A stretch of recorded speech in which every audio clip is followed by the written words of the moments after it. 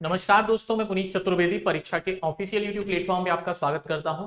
चलिए आज का सेशन स्टार्ट करते हैं हम एमपी सब इंजीनियर प्रीवियस ईयर पेपर से। एमपी सब इंजीनियर प्रीवियस ईयर पेपर्स की अगर मैं बात करूं यहां पे आपसे, तो 9/7/2017 को 9 जुलाई 2017 की शिफ्ट सेकंड में जो जीएस के पेपर आया हुआ था उसी का यहां पर हम एनालिसिस करने वाले हैं।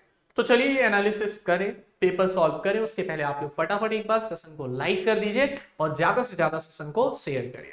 हम पढ़ते हैं अपने क्वेश्चन नंबर फर्स्ट से। ठीक है, तो क्वेश्चन नंबर फर्स्ट की शुरुआत करें। इसके पहले आपके सामने दिया हुआ परीक्षा प्रो। परीक्षा प्रो के बारे में मैं आपको लास्ट में बताऊंगा क्या है परीक्षा प्रो।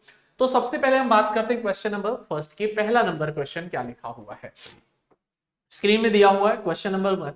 ठीक है, क्वेश्चन नंबर 1 में लिखा हुआ है निम्नलिखित खेलों में से कौन सा एक ओलंपिक खेलों में सम्मिलित नहीं है। ओलंपिक में कौन सा सम्मिलित नहीं है? भारोत्तोलन यानी कि वेट लिफ्टिंग, क्या वेट लिफ्टिंग शामिल नहीं है अपने ओलंपिक्स में?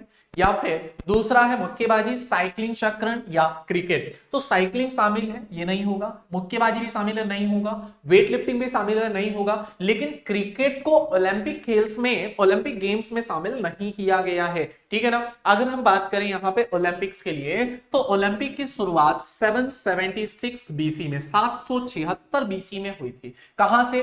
तो एथेंस शहर यूनान से। कहां से? एथेंस सिटी यूनान से अपने यहां पर मतलब विश्व में ओलंपिक्स की शुरुआत की गई थी। अगली बात करें इसके बाद में, बात होती है 394 ईस्वी की।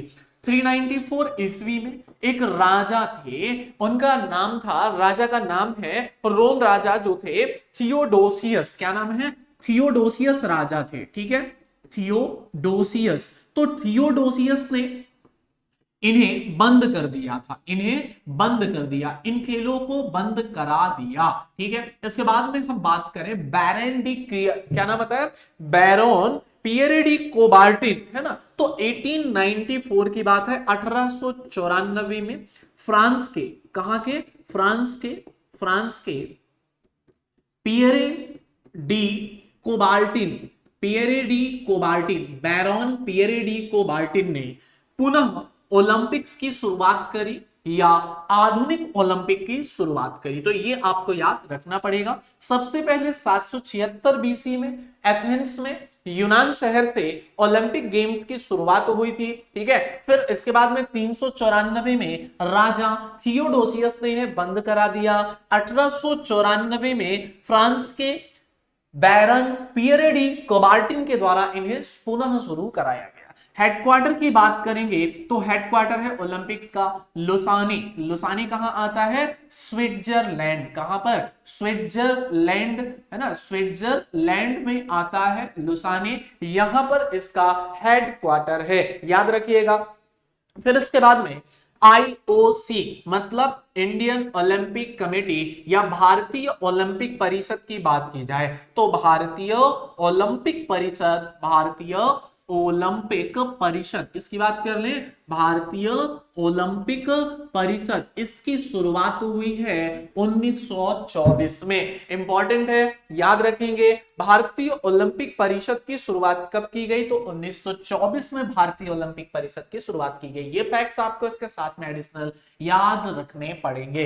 बात करें क्वेश्चन नंबर सेकंड की, दूसरा प्रश्न क्या कहता है? लिखा हुआ है अंतरिक्ष में जाने वाले पहले भारतीय कौन थे? ठीक है, तो देखो यहां पे भारत की बात आती है, भारत के परिप्रेक्ष्य में। ठीक है, अब पुरुष की भी बात आएगी और महिला की भी बात आएगी। फिर बात आती है किसकी? विश्व से अंतरिक्ष में जाने वाले पहले पुरुष की बात आएगी, फिर महिला की बात आएगी। ठीक है, तो अगर हम यहाँ पे पुरुष और महिला में भारत के लिए बात करें तो भारत के लिए कौन हो जाएंगे? राकेश शर्मा। भारत से अंतरिक्ष में जाने वाले पहले तो ये राकेश शर्मा। यहां पर अब अगर महिला की बात कर ले तो महिला में आ जाएंगे कौन? तो ये आ जाएंगी आपकी कल्पना चावला। राइट, तो ये कल्पना चावला हो जाएंगी। लेकिन अगर विश्व की बात आती, विश्व में पहली बार विश्व में पहली बार कोई कहां गया है अंतरिक्ष में, तो बात करें यूरी गागरिन। कौन? Yuri Gagarin. तो यूरी गागरिन जो है सोवियत संघ रसिया के हैं महिला में। तो महिला के लिए आपको पता होगा, अगर कभी ल्यूसेंट पढ़ा होगा आपने, वैलेंटीना तेरेस्कोवा। क्या नाम है? Valentina Tereshkova. वैलेंटीना तेरेस्कोवा, ठीक है, टेरेस्कोवा, टेरेस्कोवा। तो ये राइट ऑप्शन इसका हो जाएगा राकेश शर्मा। बाकी आपको एडिशनल फैक्ट्स यहां पे याद रखने पड़ेंगे, मैंने आपको ये सब बता दिए हैं। क्या है कि भारत से कोई पुरुष जो अंतरिक्ष में गया, राकेश शर्मा। कोई महिला जो अंतरिक्ष में पहुंची, कल्पना चावला। विश्व की बात करेंगे, पुरुष यूरी गागरिन। यूरी गागरिन कहां की है? तो ये सोवियत संघ यानी कि रसिया, यूएसएसआर। इसके बाद में महिला की बात करेंगे तो वैलेंटीना तेरेस्कोवा।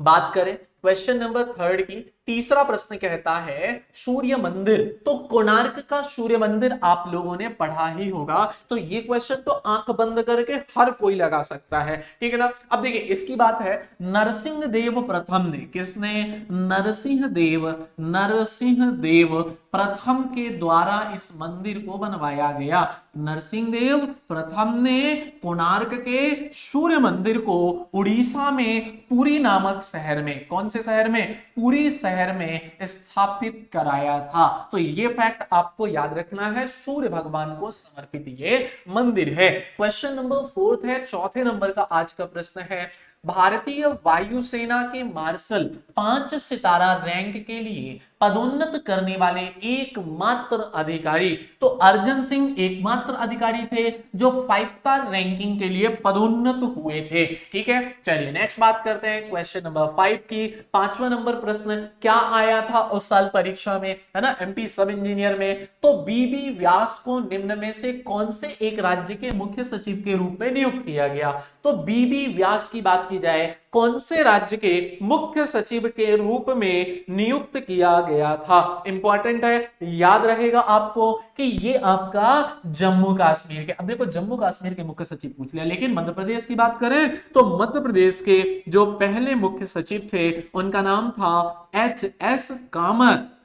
वर्तमान में जो मुख्य सचिव है मध्य प्रदेश में, ये भी आप याद रखिएगा, इनका नाम है सुधीरंजन मोहंती। क्या नाम है? सुधीरंजन मोहंती। तो ये आपके लिए कुछ इंपॉर्टेंट एक्स्ट्रा फैक्ट्स हैं जो आपको याद रखना पड़ेगा। नेक्स्ट क्वेश्चन नंबर 6 की बात करेंगे। 6वें नंबर का प्रश्न है, दिबांग वन्यजीव अभ्यारण्य, कौन सा? दिबांग वन्यजीव अभ्यारण्य DWLS निम्न राज्यों में से किस एक राज्य में स्थापित है?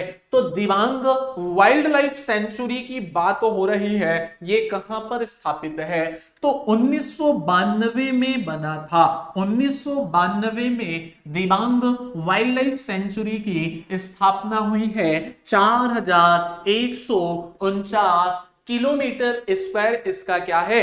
एरिया है। ये भी आपको याद रखना है। ये आपका अरुणाचल प्रदेश में है। यहां पर कस्तूरी मृग, किस प्रकार के? कस्तूरी मृग मिलते हैं। यहीं पर लाल पांडा मिलता है। क्या मिलता है? लाल पांडा। बड़ी भारी उड़ने वाली छिपकली मिलती है। क्या मिलती है? उड़ने वाली छिपकली, या यूं कहा जाए गिलहरी के रूप में, है ना। तो गिलहरी, छिपकली नहीं लिखेंगे, गिलहरी कहेंगे प्रॉपर, ठीक है। पैटेरिस्टा मिस्मिनेसिस, क्या नाम है? पैटेरिस्टा मिस्मिनैनिस। क्या है? मिस्मिनैमिस, है ना। तो ये उड़ने वाली गिलहरी कहलाती है, जो कि केवल और केवल दिबांग वाइल्ड लाइफ सेंचुरी में मिलेगी। Dibang wildlife sanctuary Arunachal Pradesh में है। 1992 में एस्टैब्लिश्ड हुआ है और 4149 किलोमीटर स्क्वायर इसका एरिया है। साथ ही साथ कस्तूरी मृग और लाल पांडा यहीं पर मिलेगा। उड़ने वाली गिलहरी पैटेरिस्टा मिस्मिनैमिस, ये भी यहीं पर आपको मिलेगी। ये इसका साइंटिफिक नेम है। क्वेश्चन नंबर 7 में बात करते हैं। आज का 7वां नंबर प्रश्न क्या है? तो देखिए जो सब इंजीनियर में 7वां नंबर प्रश्न आया था जीएस का, विश्व मानवाधिकार दिवस। अब आप लोगों को पता है नेशनल ह्यूमन राइट कमीशन, ये जो है आपका 1993 वाला एक्ट, इसी में आप लोगों ने देखा है कि 10 दिसंबर को प्रति वर्ष 10 दिसंबर को मानवाधिकार दिवस के रूप में मनाया जाता है। ठीक है, नेशनल ह्यूमन राइट कमीशन 8 अध्याय 43 धाराओं के साथ में है, 1993 में आया था और 10 दिसंबर को मानवाधिकार दिवस मनाया जाता है। क्वेश्चन नंबर 8 की बात करते हैं। कोशिकीय और आणविक जीव विज्ञान केंद्र निम्न में से किस जगह पर स्থাपित है? अभी ये आपका केंद्र पूछ रहा है। ठीक है, जैसे पुणे है, मुंबई है, बेंगलुरु है और हैदराबाद है, राइट। तो कोशिकीय आणविक जीव विज्ञान केंद्र, जैसे आपसे कोई भी केंद्र पूछे, अनुसंधान केंद्र या संस्थान, तो उस प्रकार से ये क्वेश्चन है, इसको आप याद कर लीजिएगा। मैंने एक लेक्चर इसका अलग से बना रखा है, ट्रिकी लेक्चर, जहां पे सारे अनुसंधान केंद्र या संस्थान बना रखे हैं। ठीक है, हैदराबाद इसका राइट ऑप्शन होगा। क्वेश्चन नंबर 9 की बात करते हैं। ईपीएफओ, ईपीएफओ क्या है? तो employees provident fund organisation 2017 launched, जो कर्मचारी नामांकन अभियान 2017 का प्रमोशन हुआ, ये अभियान खाली स्थान तक संचालित हुआ था।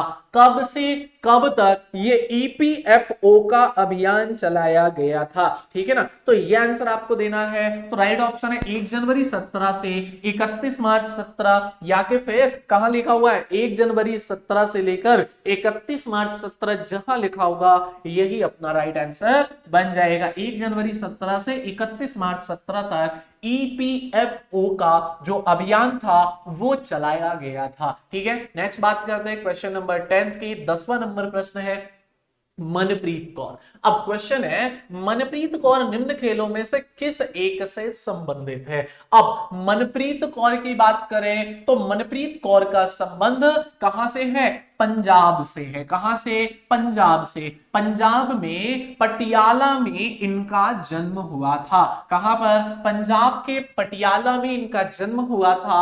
और साथ ही साथ शॉर्ट पुट खेलती हैं। क्या खेलती हैं? शॉर्ट पुट खेलती हैं। ठीक है ना। एक और चीज याद रखना है, एशियन चैंपियनशिप 2017, एशियन चैंपियनशिप 2017 में, एशियन चैंपियनशिप 2017 में भाला फेंक, कौन सी प्रतियोगिता? भाला फेंक में इनको गोल्ड मेडल मिला था। कौन सा मेडल मिला था? तो गोल्ड मेडल मिला था। याद रखेंगे मनप्रीत कौर का संबंध पंजाब के पटियाला से है, शॉर्ट पुट है इनका गेम। ठीक है ना। और दूसरी बात, 2017 के एशियन चैंपियनशिप भाला फेंक प्रतियोगिता में गोल्ड मेडल प्राप्त किया था। बात करते हैं क्वेश्चन नंबर 11 की। 11वें नंबर का प्रश्न क्या है? तो देखिए चाणक्य का एक अन्य नाम क्या है? तो चाणक्य के बारे में आपको पता होगा, चंद्रगुप्त मौर्य के दरबार में रहते थे। किसके दरबार में? तो ये चंद्रगुप्त मौर्य के दरबार में रहते थे, यानी कि चंद्रगुप्त मौर्य के प्रधानमंत्री थे। क्या थे? मंत्री थे, प्रधानमंत्री थे। दूसरी बात, कौटिल्य, क्या नाम है इनका? कौटिल्य। और कौटिल्य के अलावा कई बार इनका नाम क्या मिलेगा? विष्णुगुप्त मिलेगा। क्या मिलेगा? विष्णुगुप्त इनका एक और नाम मिलता है। चाणक्य मिलेगा, कौटिल्य मिलेगा, विष्णुगुप्त मिलेगा, है ना। कौटिल्य का अर्थशास्त्र बड़ी फेमस पुस्तक है और उसमें राजनीति विज्ञान का वर्णन है, वो भी आप याद रखिएगा। क्वेश्चन नंबर 12 की बात करें, 12वां प्रश्न, किस भारतीय संविधान के अनुच्छेद की गारंटी है कि कानून के सम्मुख सभी नागरिक समान होंगे? अनुच्छेद 12 की बात करें तो ये परिभाषा देता है किसकी? राज्य की परिभाषा देता है। इसके अंतर्गत क्या होता है? तो संसद हो जाएगा, है ना। साथ ही साथ आपका केंद्र सरकार हो जाएगा, विधानमंडल हो जाएगा। फिर इसके अलावा नगर निगम, नगरीय निकाय, जिला बोर्ड, स्थानीय निकाय, ये सब कुछ मिलाकर, और साथ ही साथ आपकी जो मिनी रत्न, महारत्न, नवरत्न कंपनियां हैं। भेल, गेल, सेल, एनजीसी, एनटीपीसी, सीआईसी, ये सारी कंपनियां, इन सबको मिलाकर राज्य की संरचना बनती। तो 12 में है ये, मतलब ये आंसर नहीं होगा। 25 आपका धार्मिक स्वतंत्रता के अधिकार से संबंधित है, ये भी नहीं होगा, है ना। 10 में आपका नागरिकता की बात की गई, ये भी नहीं होगा। अनुच्छेद 15 धर्म, जाति, लिंग, जन्म स्थान के आधार पर भेदभाव से रोकता है, यही आपका कहता है कि सभी लोग बराबर होंगे। तो अनुच्छेद 15 इसका राइट ऑप्शन बनेगा। क्वेश्चन नंबर 13 की बात करते हैं। महिला एक दिवसीय अंतरराष्ट्रीय क्रिकेट मतलब ODI, one day international cricket में कौन सी भारतीय महिला खिलाड़ी अग्रणी विकेट लेने वाली बनी, सबसे ज्यादा विकेट लेने वाली बनी? तो चलिए बताएंगे आप कौन सबसे ज्यादा विकेट लेने वाली बनी है महिला, फटाफट इस पे आंसर करेंगे, ठीक है। अच्छा देखिए, ये झूलन गोस्वामी है जिन्होंने ओडीआई क्रिकेट में भारतीय महिला खिलाड़ी जिन्होंने सबसे ज्यादा क्या लिए, विकेट लिए। वेस्ट बंगाल चकदाहा में इनका जन्म हुआ था। कहां पर? वेस्ट बंगाल चकदाहा, वेस्ट बंगाल पश्चिम बंगाल में इनका जन्म हुआ था, ठीक है ना। और एक चीज याद रखना है, 2007 में आईसीसी, किसमें? 2007 में आईसीसी महिला खिलाड़ी का भी खिताब मिला है। आईसीसी महिला खिलाड़ी का खिताब 2007 में इन्हें मिला है। चलिए नेक्स्ट बात करते हैं क्वेश्चन नंबर 14 की। 14वां प्रश्न क्या आया था? किस भारतीय खिलाड़ी ने बैडमिंटन में प्रथम ओलंपिक जीता था? तो ओलंपिक्स की बात मैंने करी है पहले। 776 बीसी में पहली बार यूनान के एथेंस शहर में पहली बार ओलंपिक हुआ था। 394 में थियोडोसियस जो राजा थे उन्होंने रोक दिया था। फिर इसके बाद में आगे बढ़े तो 1894 में फ्रांस के बैरन पियरे डी कोबार्टिन के द्वारा ओलंपिक्स की शुरुआत हुई, है ना। और फिर इस प्रकार से ओलंपिक्स आपका आगे बढ़ता गया। अब इनने बोला कि बैडमिंटन में पहला ओलंपिक मेडल किसे मिला था? तो बताइए बैडमिंटन में पहला ओलंपिक मेडल किसे मिला है? आप सभी लोग इनको पहचान जानते हैं, बहुत सारे अवार्ड इन्हें मिले हैं। साइना नेहवाल। अब साइना नेहवाल की बात करें, इनका संबंध कहां से है? तो साइना नेहवाल का संबंध हैदराबाद से है, तेलंगाना। कहां से? तेलंगाना, हैदराबाद से इनका संबंध है। और इनके कोच को आप ध्यान रखिएगा, इनके कोच हैं पुलेला गोपीचंद, वही हैं पुलेला गोपीचंद, इनके भी कोच हैं गोपीचंद। इनके अवार्ड्स की बात करें तो इन्हें बहुत सारे अवार्ड्स मिले हैं, ठीक है ना। 2012 लंदन ओलंपिक्स में ब्रॉन्ज मेडल मिला था, ठीक है। 2015-17 में महिला एकल में सिल्वर और ब्रॉन्ज मेडल मिला है। इसका मतलब इनके इतने सारे अवार्ड है कि एक लिस्ट लगाऊं तो बोर्ड भर जाए, ठीक है ना। तो खैर इनके बारे में आपको अलग से निकाल के फैक्ट्स पढ़ने हैं। बात करेंगे क्वेश्चन नंबर 15 की। आरबीआई का गवर्नर कौन है? तो उस साल प्रश्न आया था, तो उस साल के हिसाब से आपको आंसर देना था, लेकिन अब अभी का आरबीआई गवर्नर आपको बताना पड़ेगा। तो देखिए 25 नंबर के हैं वर्तमान RBI governor, that is Shaktikanta Das. क्या नाम है इनका? शक्तिकांत दास। लेकिन फर्स्ट जो गवर्नर थे आरबीआई के, उनका नाम है ऑसबॉर्न स्मिथ। क्या नाम है? Osborne Smith. ये नाम आप जरूर याद रखिएगा। ये पहले गवर्नर और वर्तमान 25वें नंबर के हैं शक्तिकांत दास। नेक्स्ट बात करते हैं, क्वेश्चन नंबर 16 है, अशोक चक्र निम्नलिखित में से किसके लिए दिया जाता है? तो अशोक चक्र तो एक प्रकार से अपना वीरता पदक है ना, वीरता पदक है। 26 जनवरी 1952 से इसकी शुरुआत हुई है।